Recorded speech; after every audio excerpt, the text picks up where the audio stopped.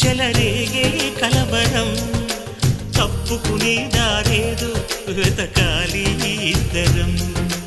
ఎప్పుడు మొదలైందో నన్ను లాగే ప్రియ స్వరం, ఎప్పుడు ఎటు తోస్తుందో చెబుతుందా ఈ క్షణం. అనుకోకుండా పడదోసింది వలపే నందిలా.